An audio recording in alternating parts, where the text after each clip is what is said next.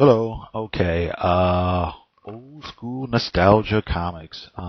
This is Marvel Premiere number 10 featuring Doctor Strange. It's just a single issue.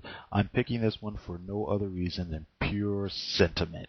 I'm just gonna ramble on for a little bit. I picked this because it recently came into my possession again, and this was like one of the very first comic books I ever remember owning. It was given to me when I was really, really young. I don't even remember how I got it. Either my mother gave it to me, or maybe my father gave it to me.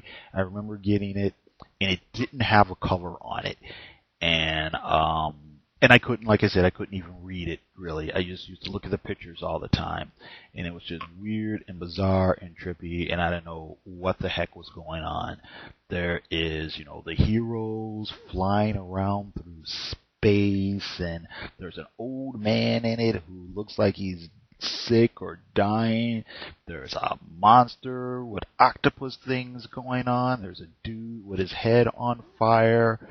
And it was just bizarre, and it was just like, okay, whatever. Give me that Spidey super stories. That I can figure out by looking at the pictures. A few years later, when I was old enough to read, I did come across a reprint of it in it was in a Marvel Treasury edition featuring Doctor Strange, and I was like, wow, this is that thing I had when I was 6 or 7 years old. And I was old enough, of course, to read it then, and I read it, and even though I understood the words and um, I understood, basically what the plot was, it was still kind of, I didn't connect to it. It was still over my head, it's still, I wouldn't have had the words for it or whatever, but it's still some weird, trippy, hippie stuff.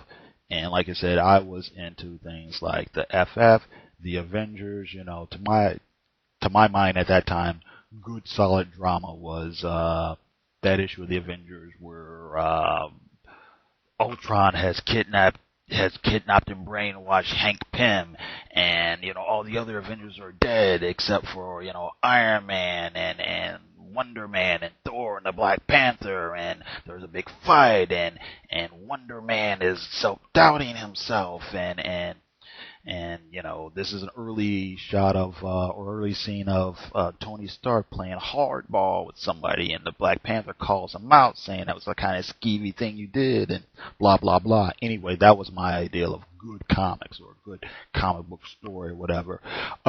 Years later, kind of your taste change and so on and so forth in your late teens, then I kind of went back to a lot of those weird early mid 70s science fiction comics that Marvel was putting out, the Doctor Strange stuff, the Jim Starlin Warlock stuff, Kill Raven by Don McGregor, and and like I said, rediscovering these things and getting it, and just really getting it. I thought, wow, this is really great. How did they sneak this these kind of ideas and whatnot in a comic, And so anyway, decades have passed, and like I said, I've come across it again, and it's just great. These things just crack me up. Just being as an adult and understanding not only what the story's about and the symbolism and getting little hidden meanings and things in them, just understanding the zeitgeist. And this is something published in the early 70s. I think it's 1973, so you're coming off that whole post-60s, still kind of pseudo counterculture thing going on, post-psychedelic, post-hippie. It's very much about, expand your consciousness, free your mind type of vibe going on. And it's great. The story here has something to do with Shuma Gorath, who's the antagonist. Doc has been chasing him around for several issues or whatever. The Ancient One is about to die, and same old, we must save the universe. Basically, long story short, Shuma Gorath is this evil, ancient demon type guy, sorta H.P. Lovecraft-ish. He lies within the evil subconscious of the Ancient One.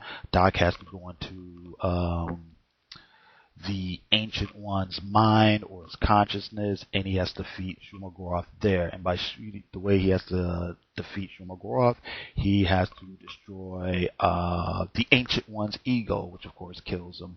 But once the Ancient One dies, he becomes one with the universe. And there's other things in there. Things about the id and the ego. There's a Buddha-looking guy in there, the living Buddha. And it's just great. The story is written by Steve Englehart, who was really, really kind of, I hesitate to say groundbreaking, but a lot of very interesting comic books came out of the mind of Steve Englehart back in the mid-'70s. Also, there's the art by Frank Brunner, which is really, really great, really, really gorgeous. Frank Brunner did the Doc Strange comics. He did a few of the early Howard the Duck things. A lot of people probably know him from seeing him do art for fantasy magazines and novels, sword and sorcery things, doing rock and roll album covers.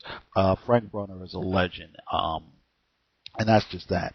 I would recommend these things or this particular thing to, well, anybody who might be interested in Doctor Strange right now. I guess they're reviving the Doctor Strange comic book character right now. There's some new Doctor Strange comics coming out. There's the new Doctor Voodoo comic coming out. I would recommend it to anybody who's interested in old school 70s Silver Age Marvel comics, of course, obviously. How about this? Anybody who was interested in Alan Moore's Promethea comic, which came out in the early 2000s, which was this crazy metaphysical comic, where here is Frank Brunner and Steve Englehart basically doing the same thing darn near 25 years ago. Like I said, I just picked it because, hey, I came across it, I got the comic book, and it just cracks me up. I just have all kinds of goofy, fond memories of being a little kid. Like I said, just learning how to read and being into these weird, trippy comics. Like I said, not getting them when I was like 7, 8, 9, 10 years old. Rediscovering them when I'm like 19, thinking they're the bee's knees. And then rediscovering them again a couple decades later as a middle-aged adult, thinking, gee whiz, what were these guys smoking? Anyway, thanks for listening. Tell me, anything you want to share, great. Tell me I'm full of it. Turn me on to some stuff you think is better. Once again, thanks a lot, and you have a great one.